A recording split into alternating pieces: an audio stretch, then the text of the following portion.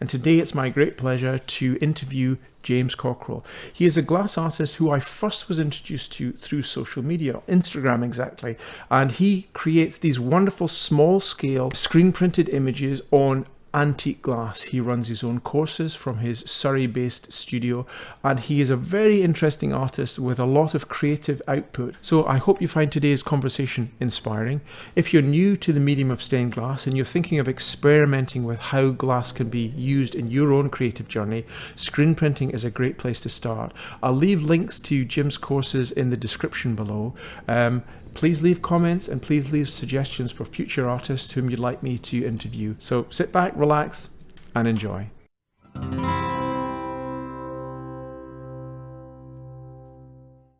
Morning, Jim. How are you? Morning, I'm good. How are you, Derek? I'm good. Where are you today? Where are you speaking from? I'm here in my studio in a little village in Surrey called Sutton Green, Fantastic. which is actually on the green. So I'm looking out now onto the village green, which is a lovely spot.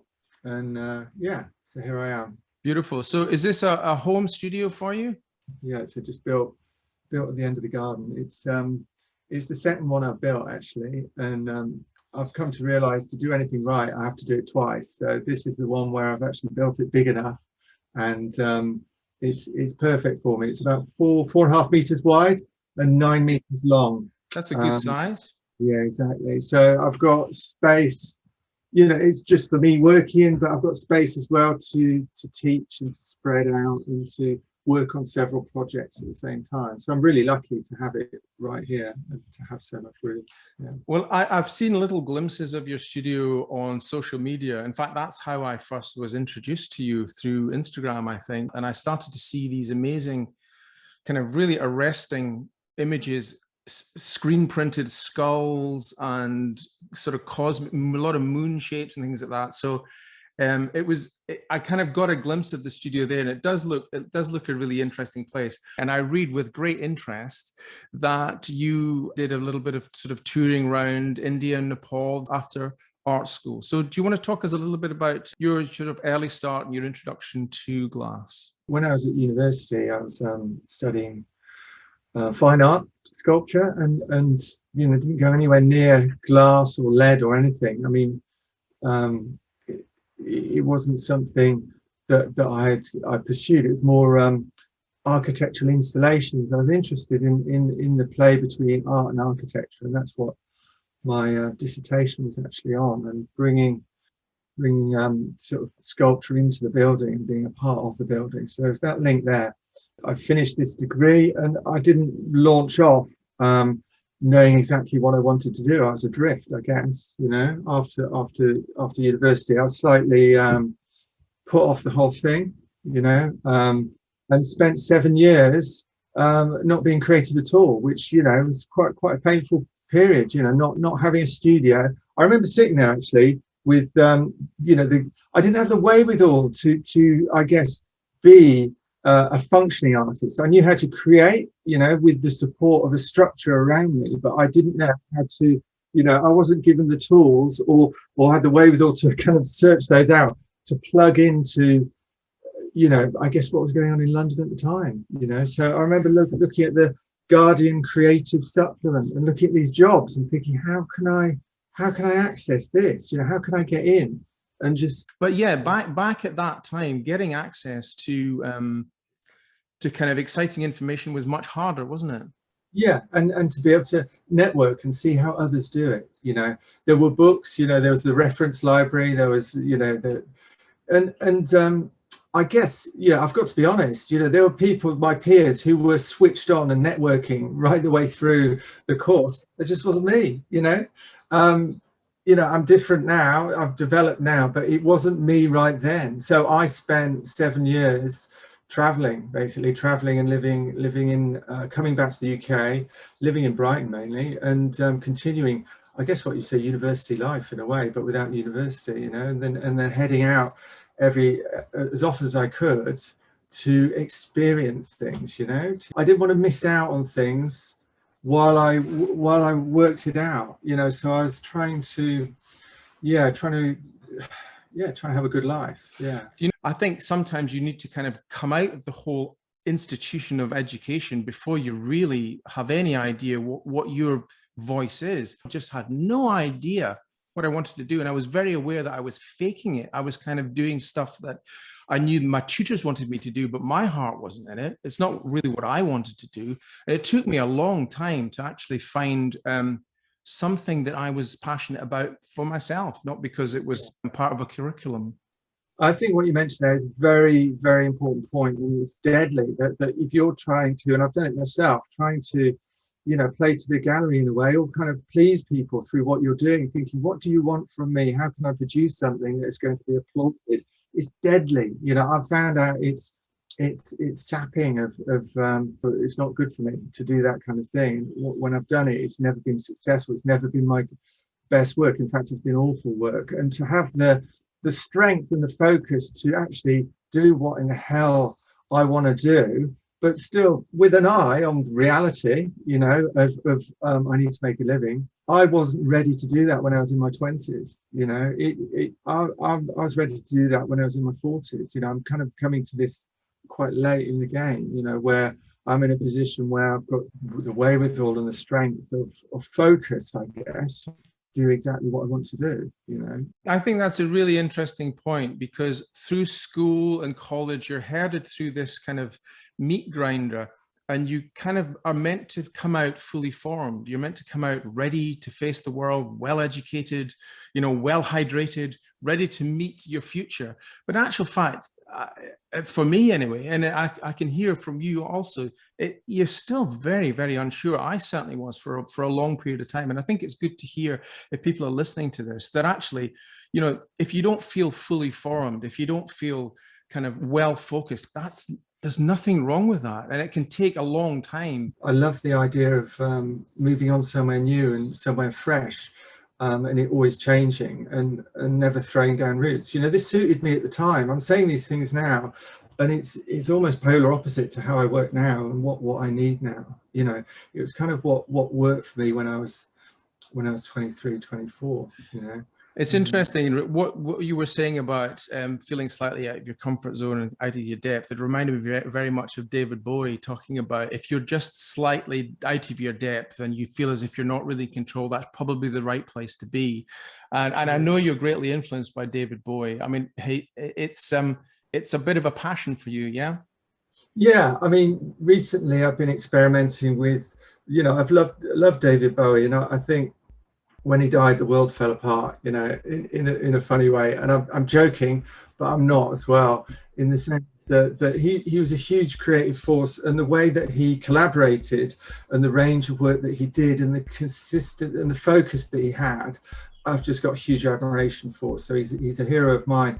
And I picked him up purely because I've been wanting to experiment with these shaky old blurry videos from back in the day that one sees, and I've been taking shots of those and trying to put those on glass. So sort of taking shots of videos and then trying to put them through the processes that I've learned with making imagery on glass, and put them through that and see what comes of it, and trying to try out different filters and different areas of focus for the enamels. So it's kind of it's me doing what I've worked out works for me, which is actually make art about something that really interests me and is the core of my sort of interest, but then apply new techniques to it and see how far I can push it and see which way it goes. So where do you get a lot of your images from? This really, it's for years, I guess since I've been about 15, I've been into photography, always taking photos since the age of 15, and have loved collage. That's been a consistent.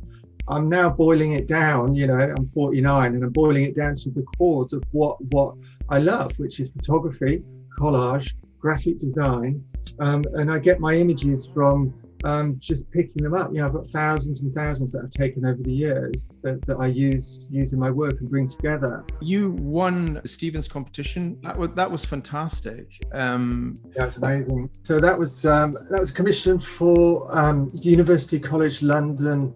I boiled it back down to what I like to do. In London, I love walking around London taking photographs. So that's exactly what I did. I took it back to what I enjoyed doing, and I just walked in a spiral out from the site and took hundreds of photographs. One part that was very important part of that panel was that the light on it came in and out. It's like as if it's breathing, you know? Right. The light, it was like breath, you know. It was just to bring you the circadian rhythms or whatever they're called. Yeah, exactly. Yeah, fantastic. What's been taking up a lot for me recently is sharing professional practice with other artists.